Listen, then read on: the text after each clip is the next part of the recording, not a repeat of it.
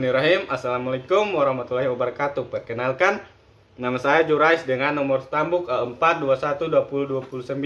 Kali ini saya akan menjelaskan ringkasan dari 5 tiap-tiap kelompok. Yang pertama dengan materi keterampilan mengajar guru dalam pembelajaran Penjas. Pengertian keterampilan guru. Menurut Asril 2011, keterampilan dasar adalah keterampilan standar yang harus dimiliki oleh setiap individu yang berprofesi sebagai guru. Keterampilan mengajar merupakan bekal dan syarat mutlak bagi guru dalam melaksanakan tugas dan tanggung jawabnya sebagai pendidik maupun pengajar.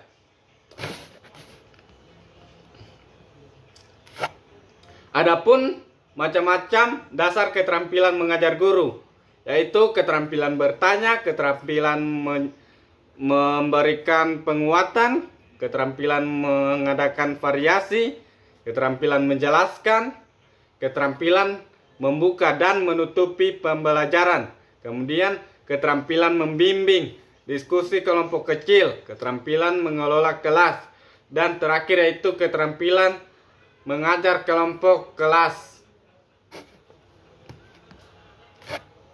Adapun pengertian pengelolaan kelas terdiri dari dua kata, yaitu pengelolaan dan kelas. Pengelolaan memiliki makna yang sama dengan manajemen. Menurut Segala 2010, manajemen adalah serangkaian kegiatan pendayagunaan segala sumber daya secara efektif untuk mencapai suatu tujuan.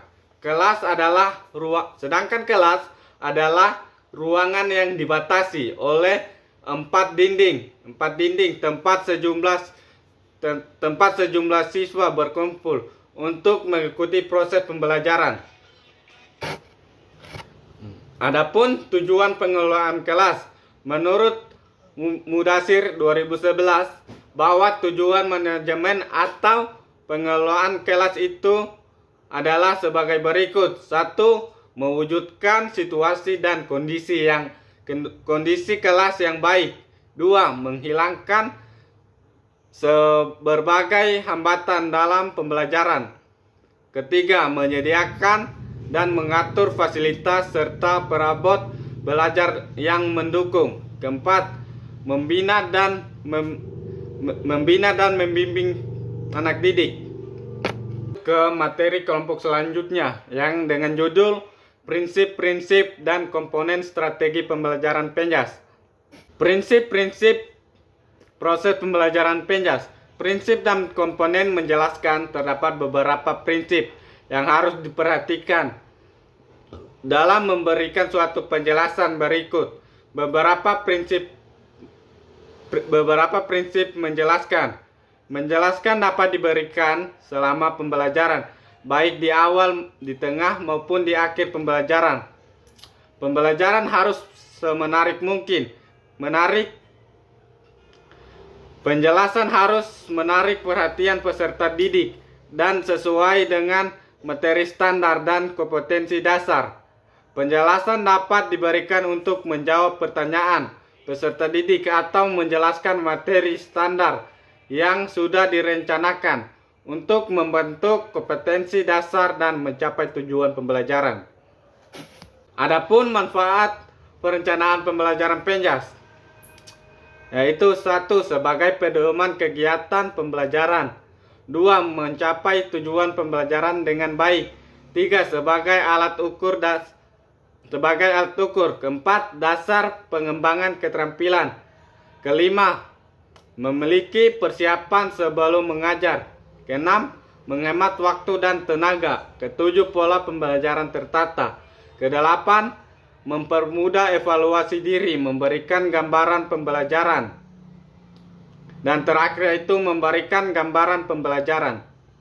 Lanjut ke materi kelompok selanjutnya, yaitu dengan judul strategi pembelajaran Penjas. Hakikat guru. Dalam dunia pendidikan, guru merupakan faktor penting dan utama karena guru adalah orang yang bertanggung jawab terhadap perkembangan jasmani dan bertanggung jawab terhadap perkembangan rohani peserta didik, terutama di sekolah, untuk mencapai kedewasaan peserta didik sehingga ia menjadi manusia yang paripurna dan mengetahui tugas-tugasnya sebagai manusia. Adapun kedudukan, hak dan kewajiban guru. Kedudukan guru. Guru mempunyai kedudukan sebagai tenaga profesional pada jenjang pendidikan dasar, pendidikan menengah, pendidikan anak usia dini, pada jalur pendidikan formal yang diangkat sesuai dengan peraturan perundang-undangan. Adapun hak guru, memperoleh penghasilan di atas kebutuhan hidup minimum dan jaminan kesehatan, mendapatkan promosi dan penghargaan sesuai dengan tugas dan prestasi kerjanya, memperoleh perlindungan dalam melaksanakan tugas dan hak atas kekayaan intelektual, dan yang terakhir yaitu memperoleh kesempatan untuk meningkatkan kompetensi. Adapun fungsi guru dalam pembelajaran penjas terbagi menjadi 3, yaitu fungsi instruksional, fungsi edukasional, dan fungsi manajerial. Ada beberapa kesalahan yang sering dilakukan guru, yaitu seperti tidak menggunakan manajemen kelas, tidak rutin berkomunikasi dengan orang tua, tidak mempersiapkan bahan ajar dengan baik, tidak menggunakan metode penilaian yang baik, tidak mengenal murid secara profesional, mengkritik murid di depan kelas, membawa masalah pribadi ke dalam kelas, tidak meluangkan waktu untuk mengevaluasi diri, dan tidak mengaplikasikan teknologi pendidikan. Lanjut ke makalah kelompok selanjutnya dengan judul Dasar Pembelajaran Penjas atau Pembelajaran Pendidikan Jasmani. Pengertian strategi pembelajaran. Berdasarkan beberapa definisi strategi menurut ahli bahasa yang digunakan, maka dapat disimpulkan strategi adalah suatu pencapaian jangka panjang yang disusun untuk menghantarkan pada suatu pencapaian akan tujuan dan sasaran tertentu. Strategi pembelajaran merupakan rencana kegiatan berupa langkah-langkah dalam pembelajaran serta pemanfaatan sebagai sarana dan prasarana untuk mencapai tujuan. Sedangkan model pembelajaran adalah bagian dari strategi pembelajaran tersebut yang merupakan urutan kegiatan dalam pembelajaran di kelas. Pengertian pembelajaran penjas. Pengertian pendidikan jasmani adalah suatu proses pendidik manusia sebagai individu atau anggota masyarakat dilakukan secara sadar dan sistematis. Kemampuan dan keterampilan jasmani, pertumbuhan, kecerdasan, dan pembangunan watak. Kesimpulannya, pendidikan jasmani sebagai mata pelajaran wajib di sekolah sering dikesampingkan perannya, padahal pembelajaran ini kaya akan tujuan pembelajaran di dalamnya.